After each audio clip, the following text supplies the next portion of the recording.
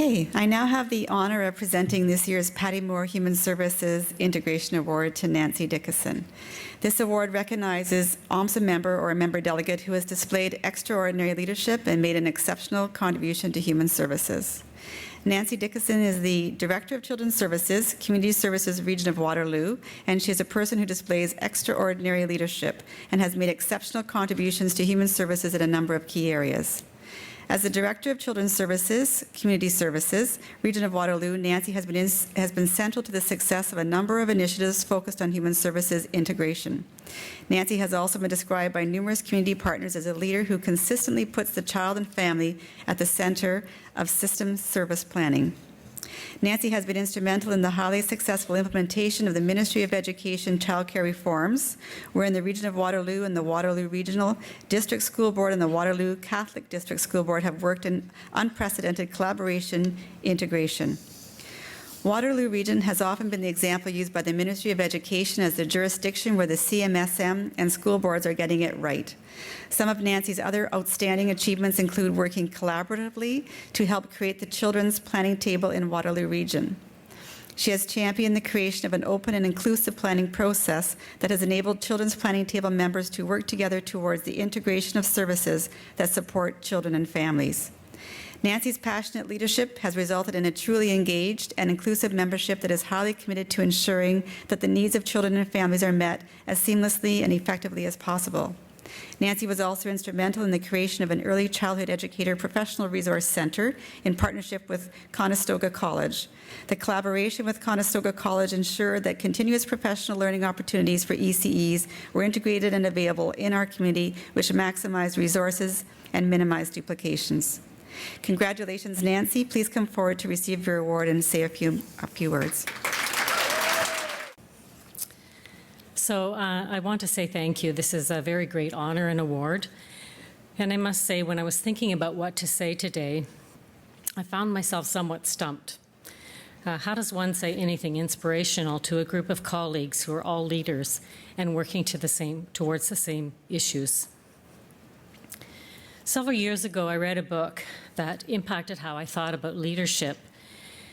In his book, Wisdom of Bees, Michael O'Malley states, "It seems to me that the bees were working on the very same kinds of problems we're trying to solve.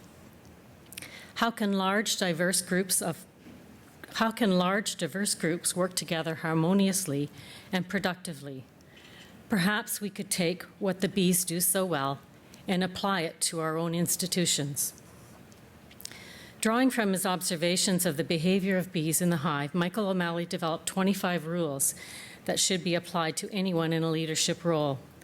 I've picked several of these that resonated for me when engaging in any leadership role, but more specifically when working with diverse groups of people to try and create integrated service delivery. So today I thought I would share some of them with you. Not all 25, I promise. First of all, keep it simple. Bees exchange only relevant information and operate under clear standards and use straightforward measures and feedback to guide their actions. Often as organizations, we tend to introduce a level of complexity into our processes that inadvertently undermines efficiency and effectiveness.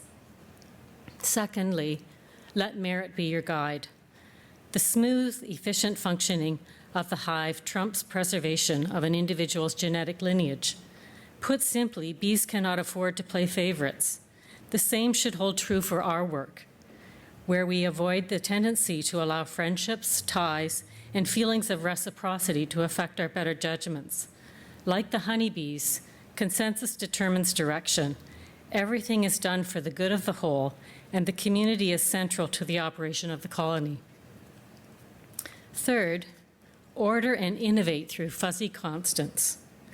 Much of the activity of bees is calibrated to constants that allows them to find their way home. When working as a community, if we collectively adopt and attach ourselves in a few key principles, the system as a whole becomes more reliable. By doing this, a degree of error in the form of initiative, original thinking, and experimentation can be tolerated. If we have fuzzy constants or directions then everyone is clear about how we are working to address complex issues. But the fuzzy part allows for adaptations, creativity, and individual judgment. In other words, we all have to know who we are and where we are headed, but allow sufficient flexibility for new, innovative, or creative approaches to achieve the goals. Make good enough decisions. When bees leave their hive to search for a new home, they open themselves up to a variety of risks, such as weather and predators.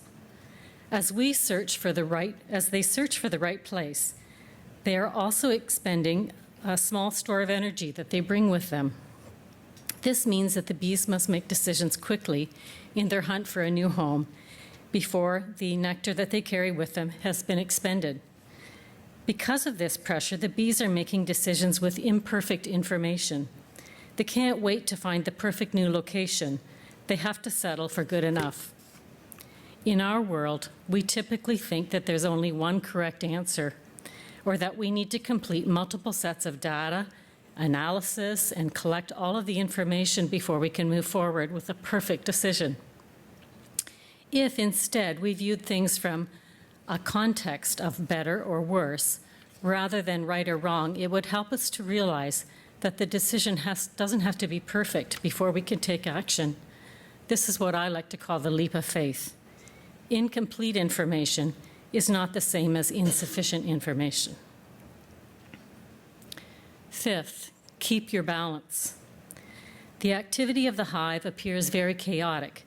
Bees crawling over one another and flying to and from the hive at irregular intervals and in multiple directions. Though it may look messy and confusing, there's an underlying order. What makes this work is the diversity of the bees, who have varying and different genetic dispositions. The point in this is to highlight the importance of diversity.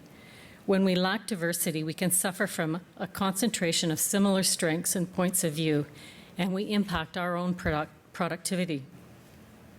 Diversity brings differing points of view and ideas that are needed when working with complex issues. Finally, give people something to care about.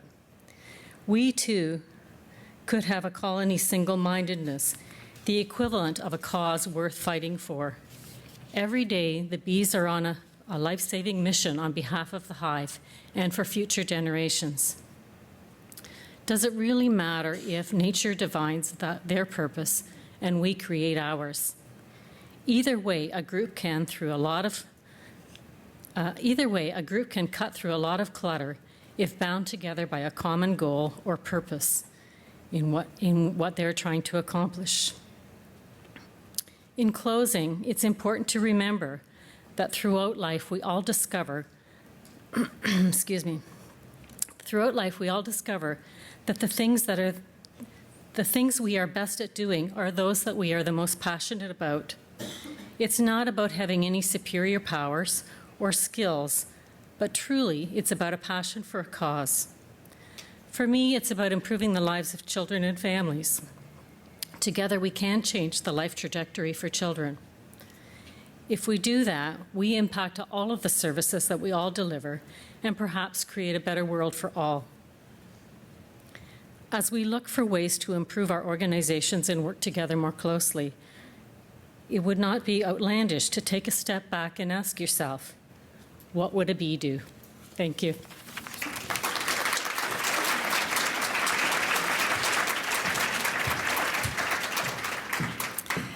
Congratulations, Nancy, on behalf of OMSSA and for the outstanding work that you do and continue to do.